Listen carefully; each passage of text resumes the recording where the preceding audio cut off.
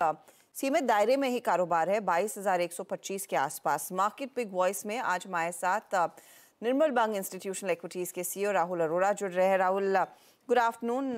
थोड़ा सा एक्सपायरी का पता नहीं प्रेशर है, फीवर चढ़ेगा या नहीं, लेकिन फरवरी सीरीज थोड़ी वॉलेटाइल रही। अब अगला इवेंट और hopefully in the next 15 days हम सुन लेंगे कि इलेक्शन डेट्स क्या हैं। क्या तब तक यही सिलसिला जारी रहेगा? आपकी अप्रोच क्या रहेगी? तो good afternoon Harshada ji, thank you for having me on the show. तो आई थिंक आपको याद होगा जब स्टेट इलेक्शन के रिजल्ट्स आए थे दिसंबर में, जब हमारी चर्चा हुई थी, आई थिंक निफ्टी करीबन 20,000 के आसपास था, 19.5-20। उस वक्त मैंने आपसे कहा था कि आई वुड नॉट बी सरप्राइज कि मई इलेक्शंस तक अगर निफ्टी 24,000 हो जाए। आई थिंक बजट के दिन भी हमारी यही चर्चा हुई थी। 23,000 तो हो गया है, ठीक है, आज थोड़ा pull back you have seen from 23,000 on the Nifty, but now it is academic, you can't always be precise in throwing the dart. I think your call is by and large accurate. I think यहाँ से I think अगले 2-3 महीने काफ़ी एक range bound market रहेगा, because the returns have been very strong. I think almost आपको 15% निफ्टी पे already मिल चुका है in a matter of 2.5 months since the election results.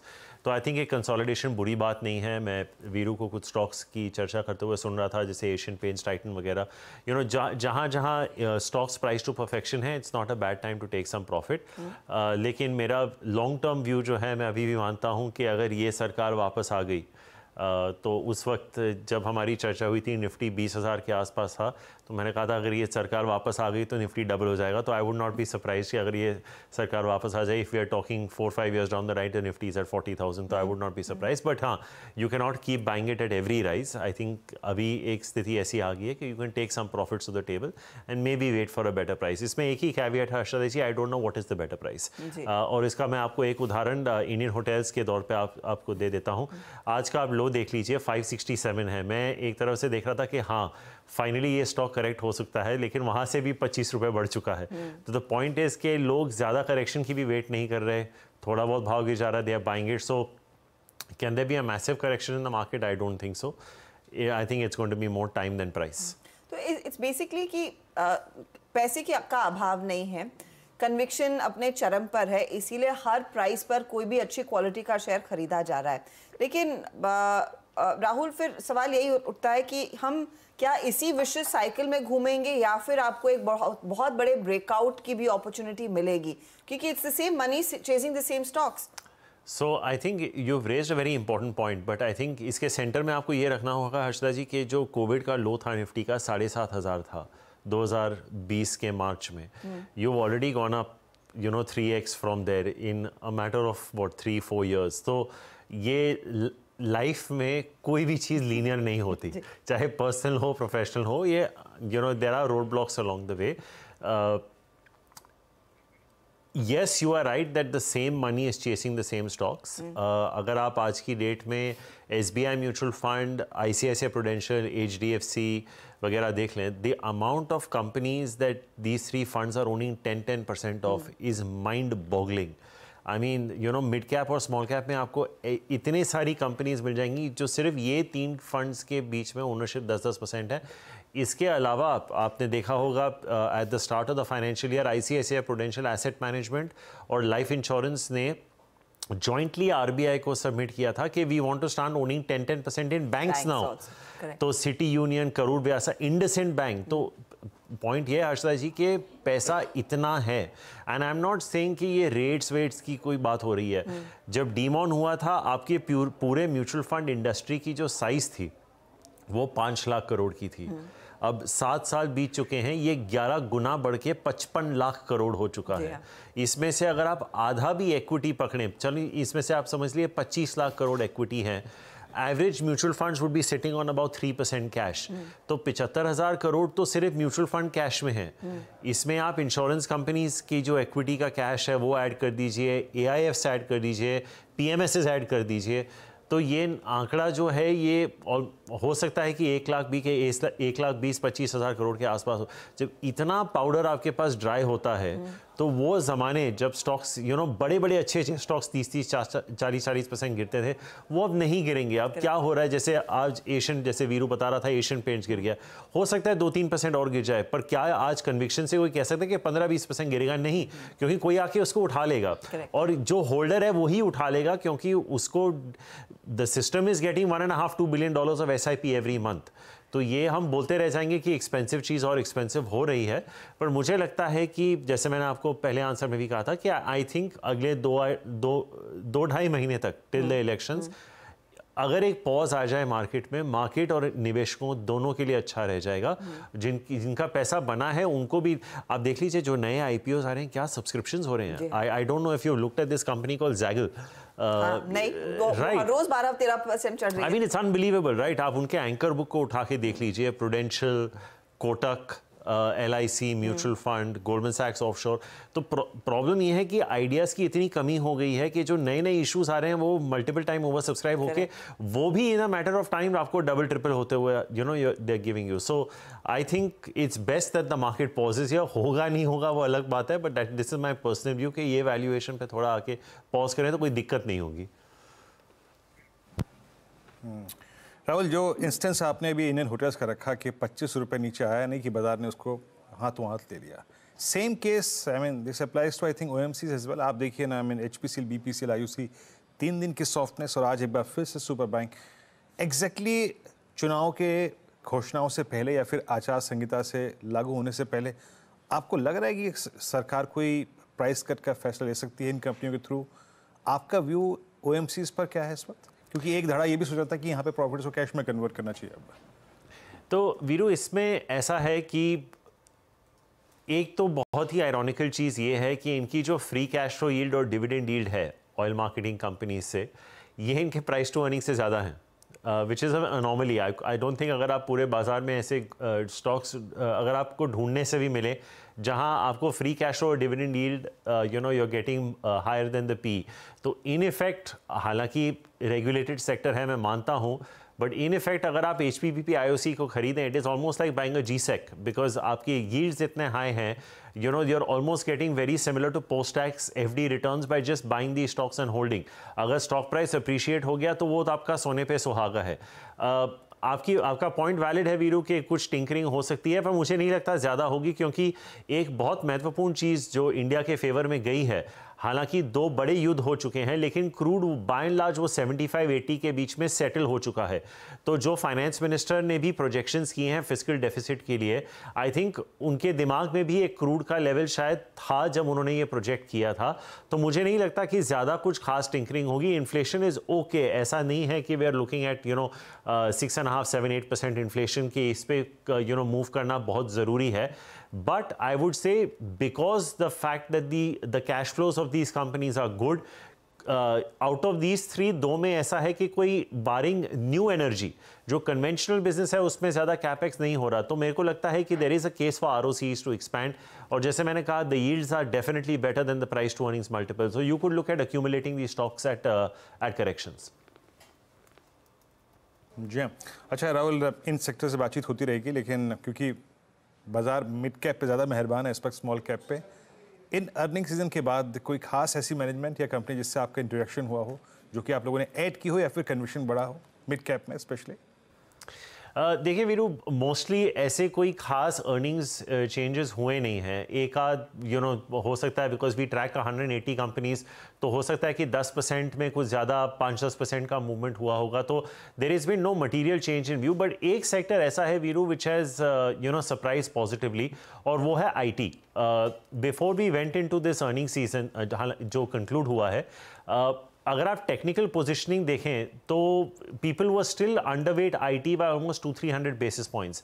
और जब शुरुआती तौर पे ही धमाके होने लगे, आपको याद होगा, अभी ऑब्वियसली बात काफ़ी पुरानी हो चुकी है, जनवरी स्टार्ट की बात हो रही है, ये स्टॉक्स एक्चुअली उस हफ्ते 10-10, 15-15% बढ़े थे, शायद लोग भूल गए हों, लेकिन इसका एक बहुत इंपॉर्टेंट वजह था कि दे वर अंडर ओन्ड। मैं IT का जिक्र इसलिए कर रहा हूँ कि अब तक लोग समझ रहे थे कि US रिसेशन में चला जाएगा, हुआ नहीं है।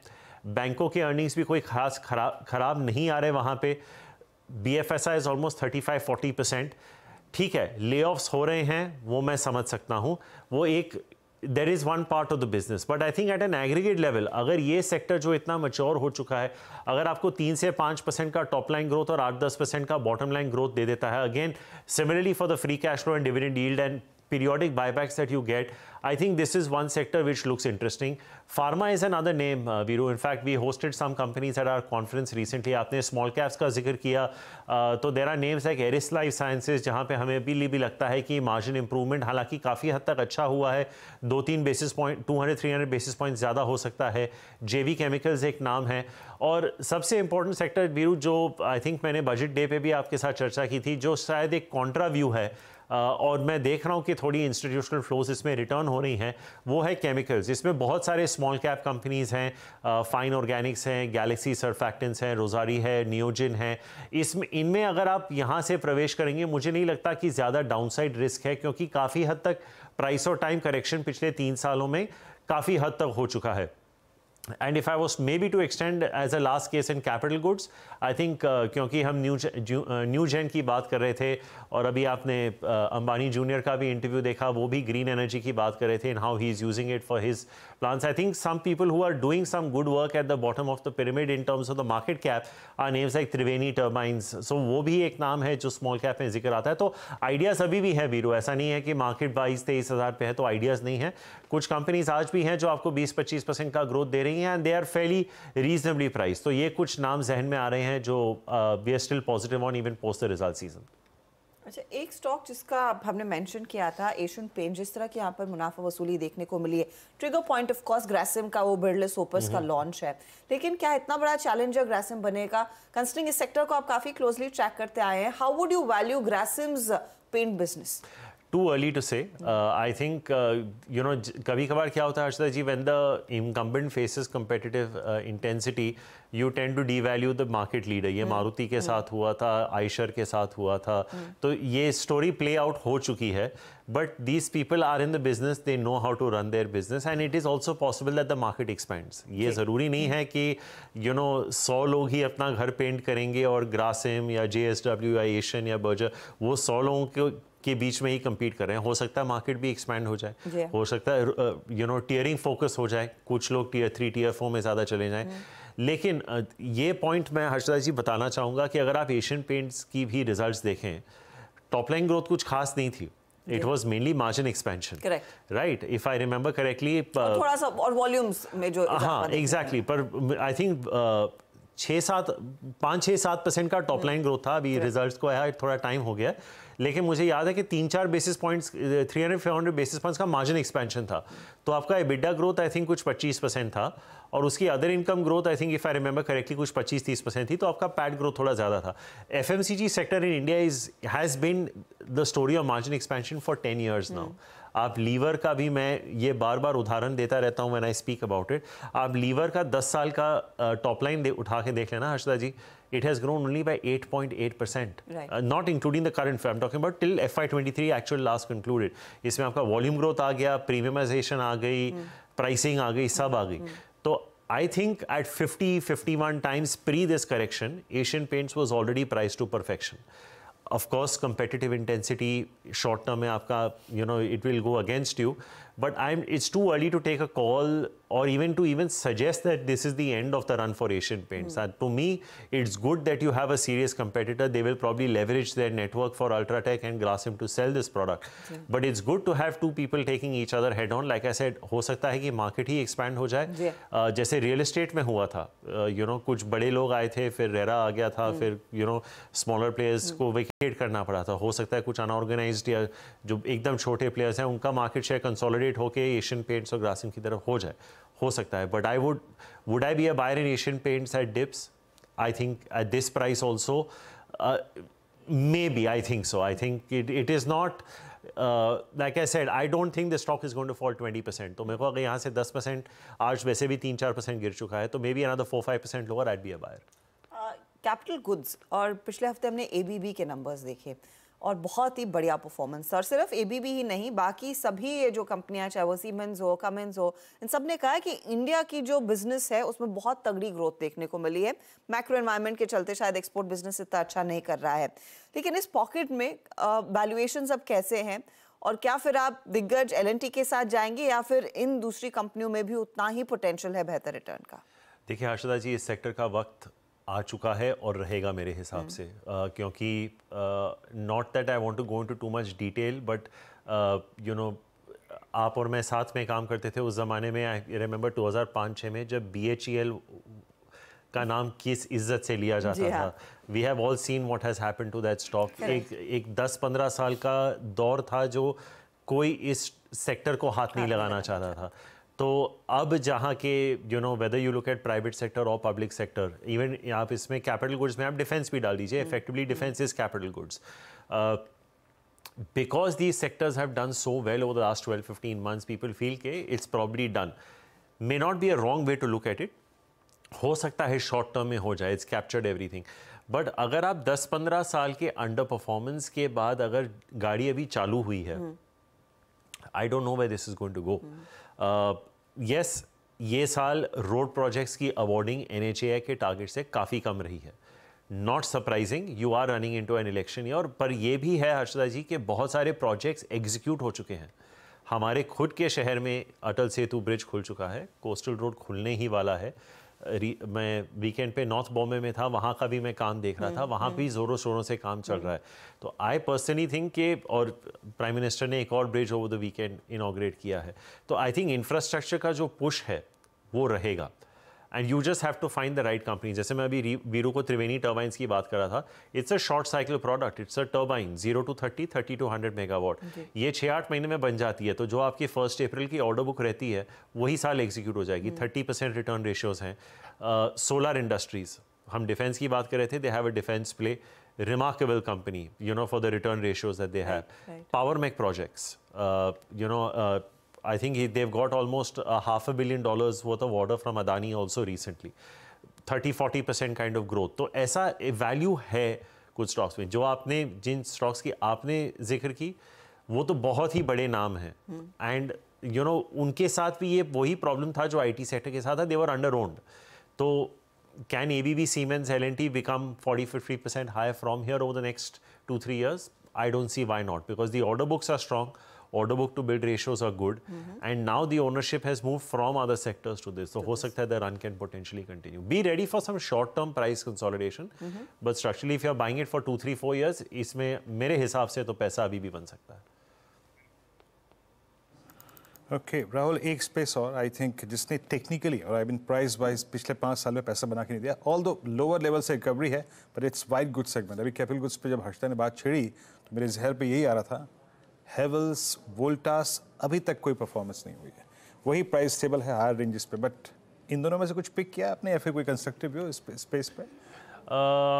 वैल्यूएशंस कंफर्टिंग नहीं है Veeru for the two names that you mention. अगर मैं इस स्पेस में आना चाहूँ तो maybe I will look at an Orient Electric. I think that maybe a slightly better option at this price point as oppose to the other two. हालांकि अभी Whirlpool पे बहुत बड़ी ब्लॉक डील भी हुई है promoters की, but I think Veeru इसकी स्टोरी ना कोविड से बहुत लिंक करती है, क्योंकि आपको याद होगा जब कोविड शुरू हुआ था, these sectors had done very well, right? AC sales, washing machines, dish washers, microwave, इनकी रिप्लेसमेंट साइकिल होती है। They are generally maybe 3 years, 5 years, 7 years depending on the product.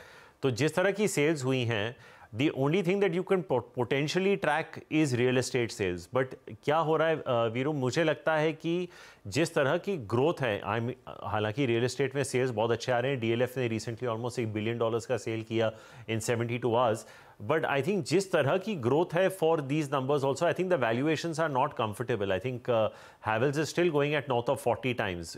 I mean for the growth projected I don't know. तो मुझे लगता है कि जहाँ पे आपको वैल्यूएशन कंफर्ट, इसीलिए मैंने ओरिएंट बोला, क्योंकि मुझे अभी भी लगता है कि वहाँ हैवेल्स के मुकाबले आपको 30% का तो वैल्यूएशन कंफर्ट मिल रहा है मेरे हिसाब से, if I remember my numbers correctly.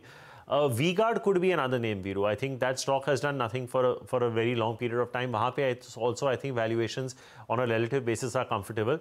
And maybe अगर आपको IFB में थोड़ी trajectory दिख जाए, margins on a consolidated basis head to 8-9%, IFB could be an interesting one. So I think these are some names. Maybe not so much a Havells or a Whirlpool, but इस price पे maybe more a Orient Electric or a V-Guard or an IFB.